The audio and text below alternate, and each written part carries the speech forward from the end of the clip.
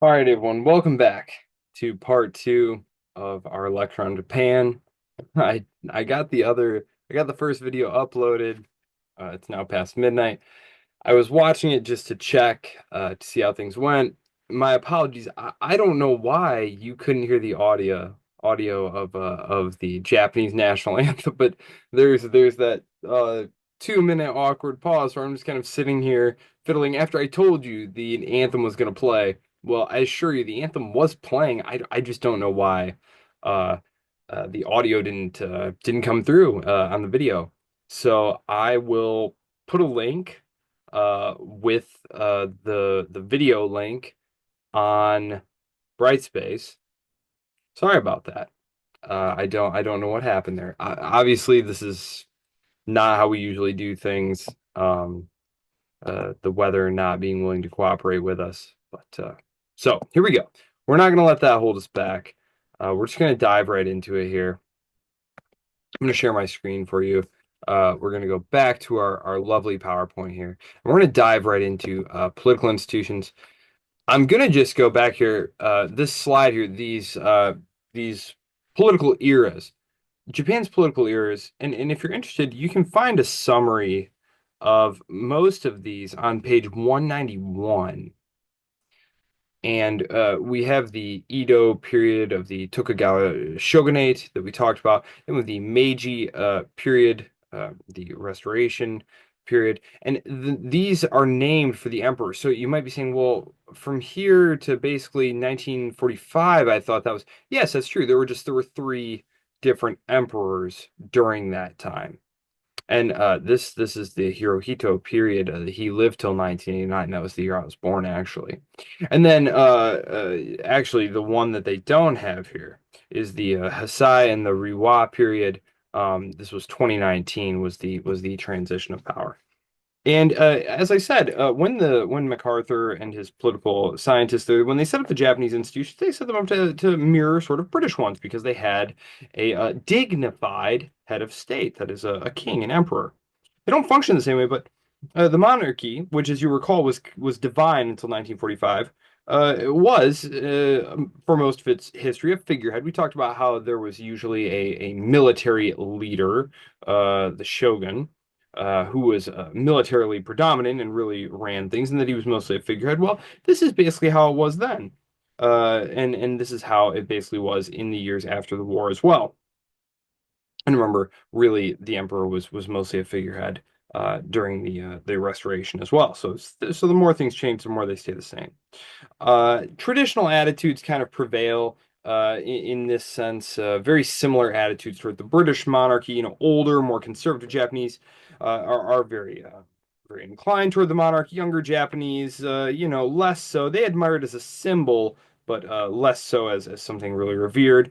One thing that's been really helpful with the Japanese monarchy as well as the British monarchy is there have been marriages to commoners. Marriages to commoners, three royal marriages to commoners. That really helps to popularize things. The emperor has no powers related to government. It's all dignified stuff, ritual, ceremony. I'm not really going to say much more about that. Prime ministers.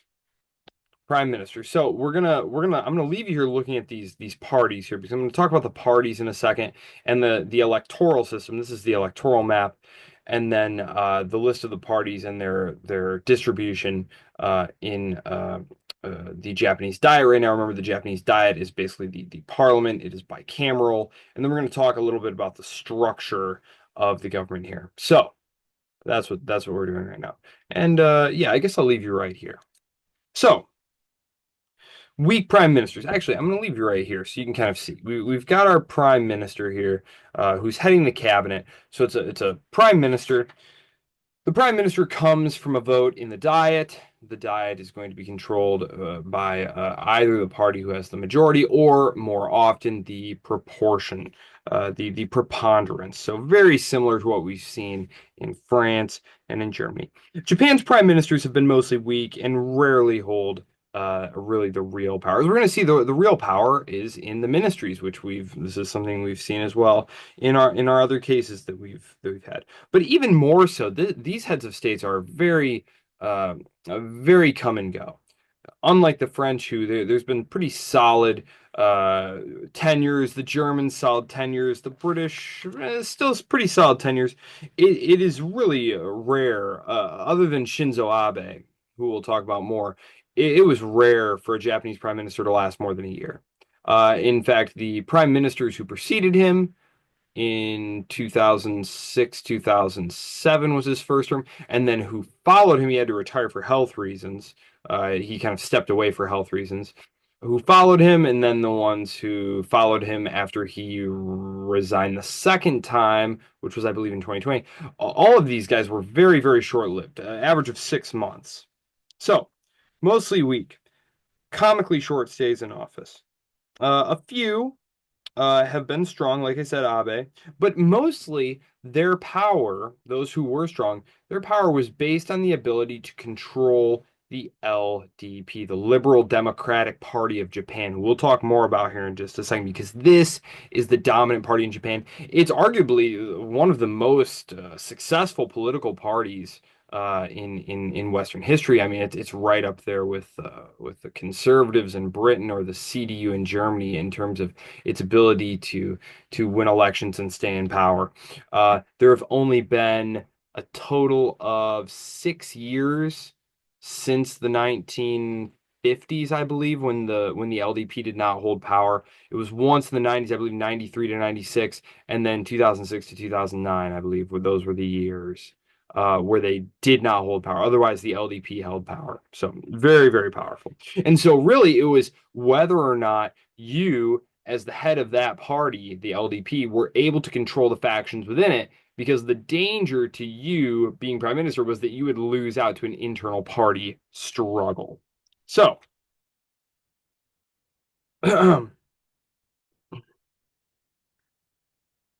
I mentioned that political offices is really sort of inherited. Five of Japan's recent prime ministers have been sons or grandsons of previous prime ministers. Uh, obviously, to some extent, this is true. There's some inherited, capacity that passed along in the American British systems. But it's really not like Japan. About 40% of LDP legislators are descendants of legislators, previous legislators, and that includes Shinzo Abe, whose background is fairly controversial. Um, for example, his grandfather was prime minister from 57 to 60, and he actually served in the Tojo cabinet during the war. We talked about Tojo was the wartime leader of Japan, who is one of the handful of Japanese leaders who was hung after the war. And he was actually imprisoned when the Americans first showed up, and he was let out of prison as a result of MacArthur's kind of reverse course when he and other Washington planners could see the value of Japan as a Cold War client state. So Abe is very much of the nationalist persuasion. Actually, Shinzo Abe is dead. Actually, I believe it was 2 years ago now. It was really wild because I was actually, I think I've mentioned to you I spend about 90 minutes a day reading news feeds and checking in on different wires around the world. I remember I was on the wire when Abe was assassinated. And it turned out to be this really crazy story. Shinzo Abe he had stepped down. He had lost the support of the party during COVID over his handling of COVID. He had one of the most kind of laid back policies regarding COVID, and so he wound up stepping back. He was still the leader of the LDP. It was looking like he was going to make a comeback, and he was giving a public speech, and this kid just came up. I think he was a teenager or maybe early 20s, and with a homemade gun.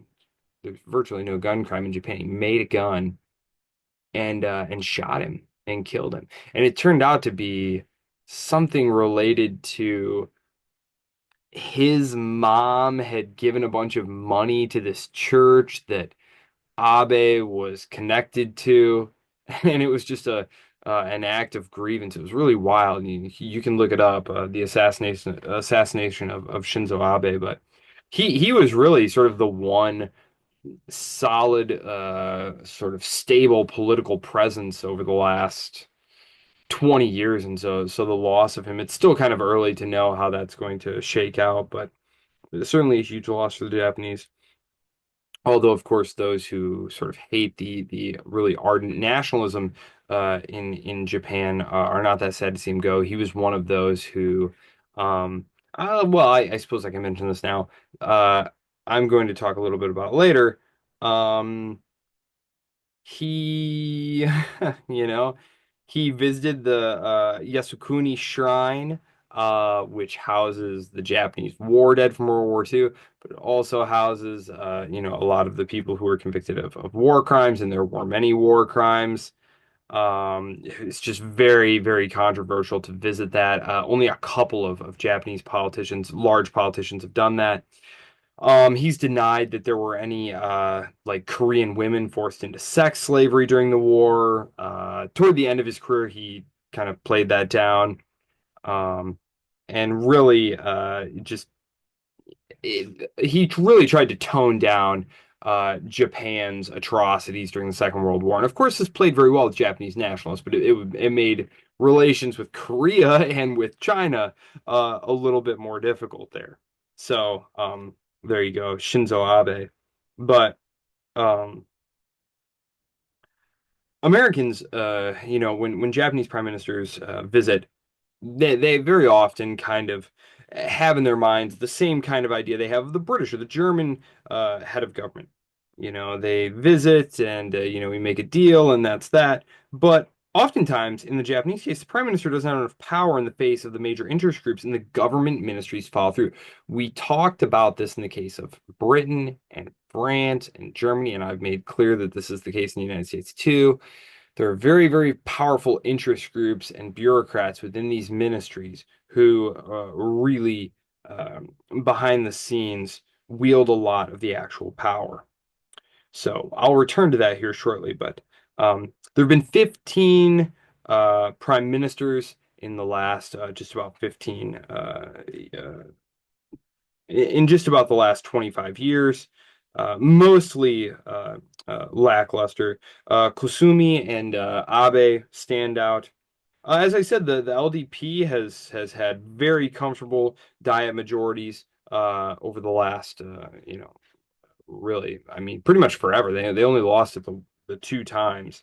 The problem really is the fragmented nature of the party that really can cause governments to rise and fall. But then a new government will rise out of the ranks of the LDP, and we'll talk about that in the most recent election. That was still the case. Um, so if you look on page 192, 193, your book talks about that. So let's talk a little bit about the Japanese diet. It's bicameral, as you can see, and it's made up of the House of Representatives. This is the lower house. This is where most of the action actually takes place.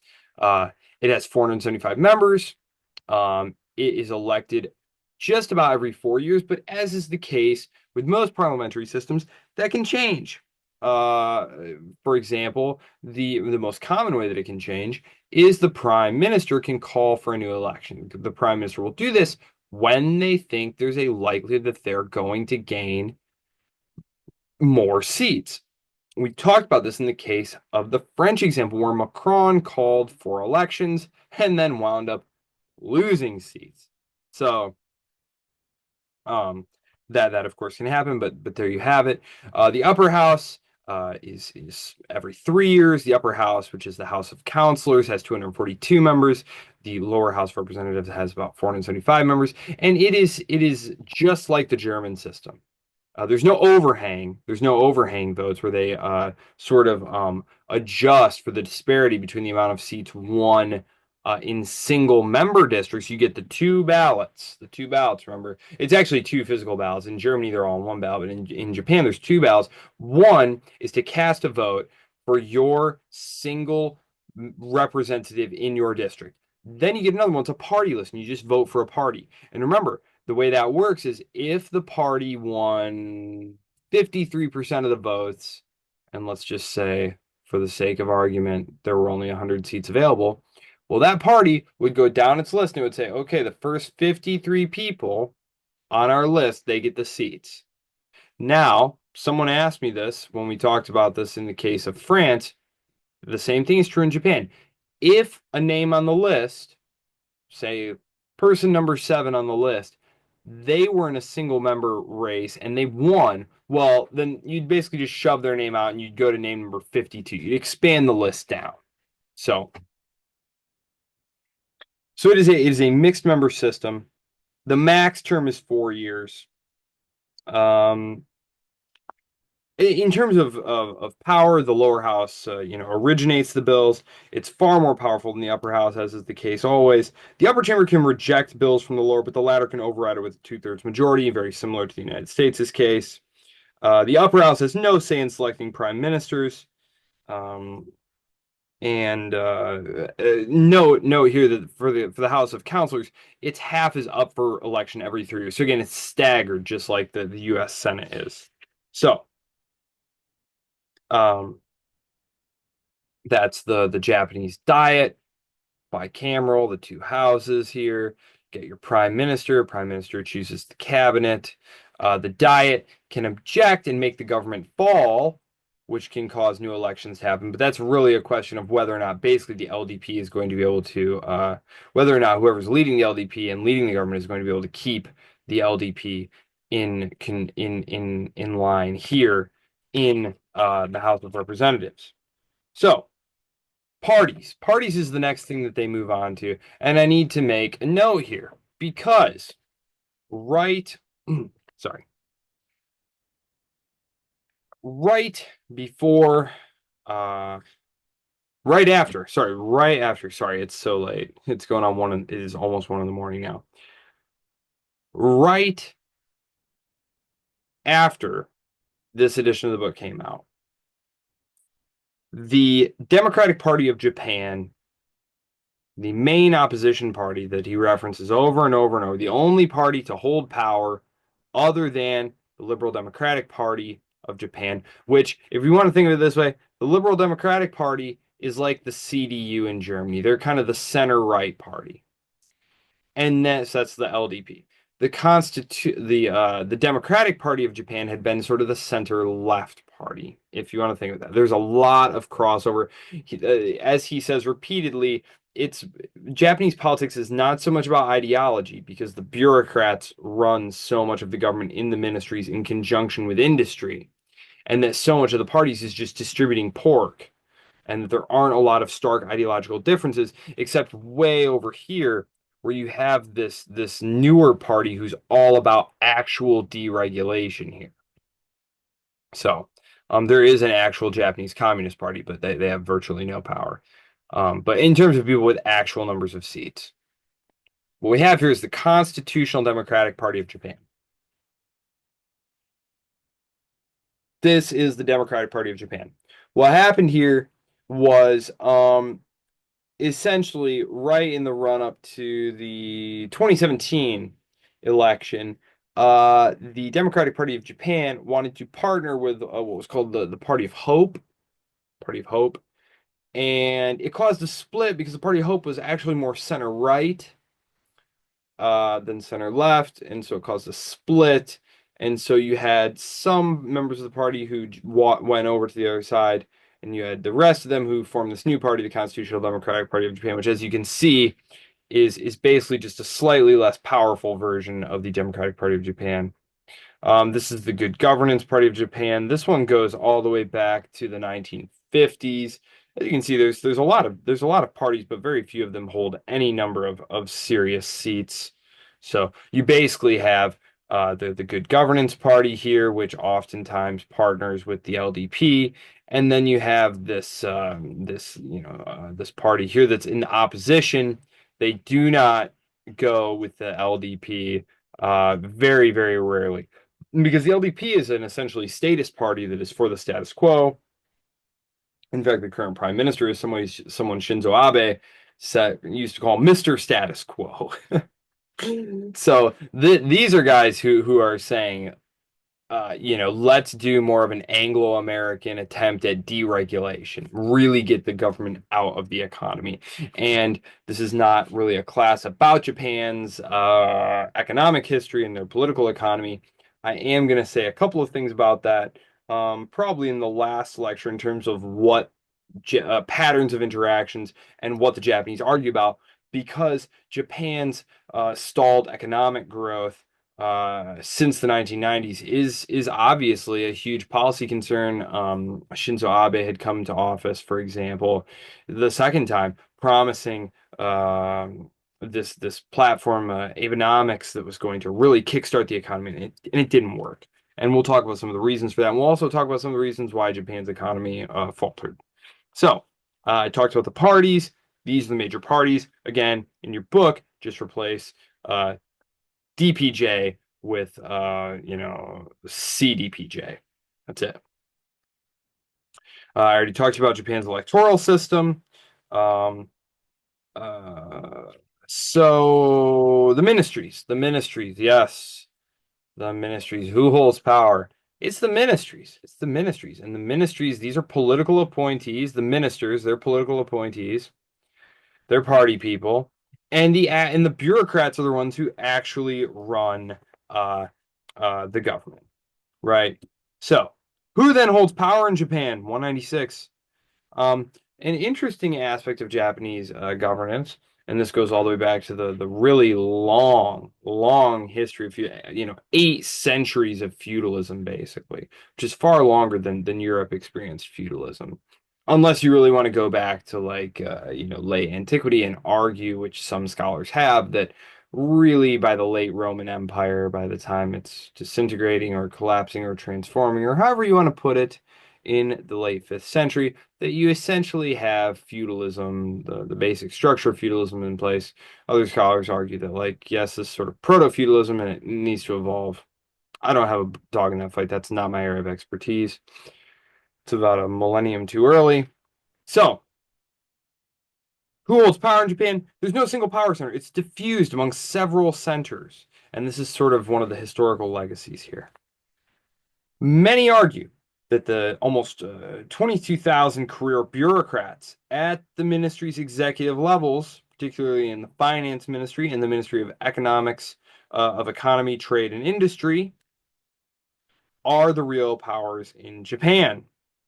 That it is essentially here that you have the real decision makers, and that essentially bureaucrats run the ministries, not ministers. Again, and I feel like it's important. One of the reasons I like this book is because Roskin is a uh, former State Department guy, longtime government employee, worked in Washington for a long time, then taught at American University.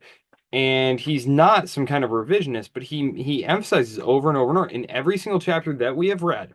We started with Britain, then we went to France, then we went to Germany, now we're in Japan. In every single chapter, he has emphasized that it is the permanent government, it is the unelected bureaucrats who largely run the government. And in Japan, it's even more pronounced. It's even more pronounced because the parties don't have strong ideological convictions. They're much more technocratic and pragmatic. So he says right here at the bottom, bureaucrats run the ministries, not ministries.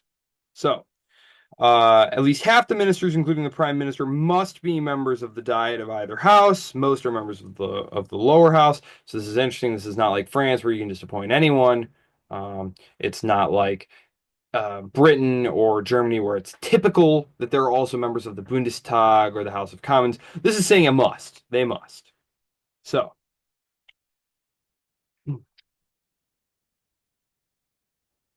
I think it's interesting that when the DPJ did wrest power from the LDP back in the late 2000s, early 2010s, their slogan was that they were going to take over the government from the bureaucrats. That they were going to take over the government from the bureaucrats.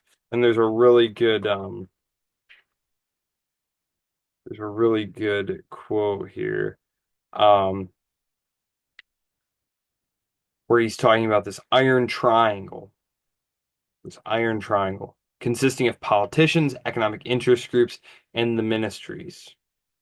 And how so often politicians vow to break the triangle. They're unable to. Because the triangle works like this. And again, this is something that he's repeated almost ad nauseum here, and there's actually terms for it in all of these cultures. Politicians promise economic interest groups to look out for them. The ministries deliver the money and guidance, and in return, the interest groups deliver campaign funds, enabling politicians to outspend rivals. The ministries and agencies adjudicate the various demands by contracts, government contracts, loans, regulations, subsidies, and trade protections. Very oftentimes, after leaving government, they move into private industry, increasing these ties between the industries that are being regulated and the government agencies that are regulating them. There's a word for this. The Japanese call it the descent from heaven. Remember, the French called it putting on the slippers. Here in the United States, we call it the revolving door. It's a huge problem.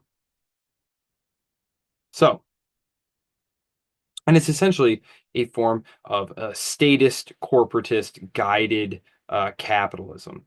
And that's one thing that I suppose I would emphasize is that a lot of people think of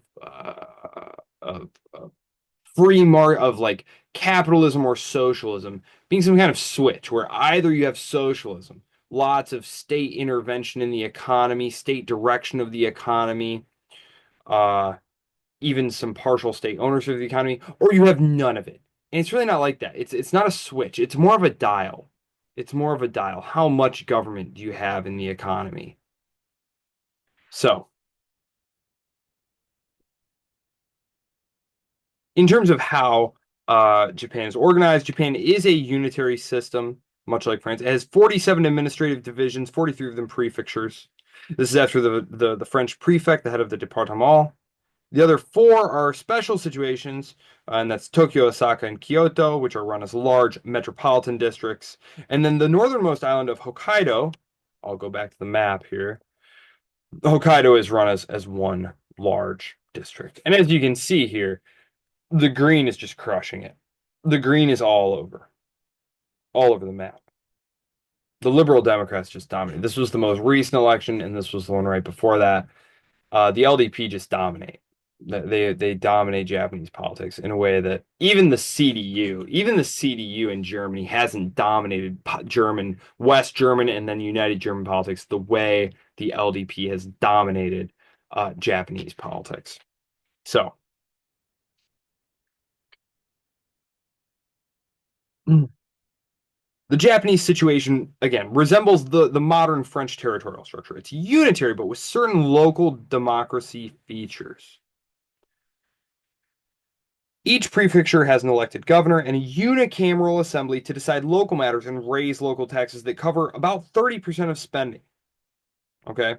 However, an estimated 80 to 90% of that prefectural spending is ordered by Tokyo. This is what we call in America an unfunded mandate. It means the federal government is telling the state to do something, but it's saying, yeah, we're not going to give you any money for that. Like, you need to do that. Because, of course, the federal government does give them money, but um, so it's not a terribly popular thing. So, um, I think probably here I will leave the final, yeah, because we have patterns of interactions here to go through. Um, Patterns of interaction. I talked about the bureaucrats. Yes. Um, I guess in terms of setting you up for the final lecture that I'm going to do here, um, Japan was the economic miracle. It was dominant in a way that not even West Germany was really. Japan Number One was a huge book. The Coming War with Japan, because Japan was becoming so powerful, that was a big book, and that was, gosh, that was in the late 80s, early 90s. The Japanese economic miracle, so-called, um, which blew up in the 1990s and has just the Japanese economy has just been one rolling stagnant disaster show for your entire lives. Um, essentially, this was a result of heavy state intervention in the economy and essentially uh, uh, subsidizing risk taking and just too much government intervention, not allowing bad businesses to fail. You were getting really great long-term low interest loans with banks connected to the government and connected to these corporations and owning shares in these same corporations. And the government was intervening to keep the interest rate artificially low on the yen to boost their exports. And it was just a horrible disaster. And I don't know if I'll talk too much um about how crazy things got there. I mean, at one point, the land in Tokyo where the Imperial Palace sat was said to be valued at more than the entire land mass of the state of California, just to give you an idea of how crazy things were. Um, Sometimes things can get out of hand like that. All my efficient market people. So we will do our one final talk, and we will do it about how Japanese political culture differs from, for example, American political culture or French political culture, and we'll do patterns of interaction and what they talk about. I've already kind of primed you for the patterns of interaction, but yeah, we'll do that. We'll talk about that more next time. So there we go.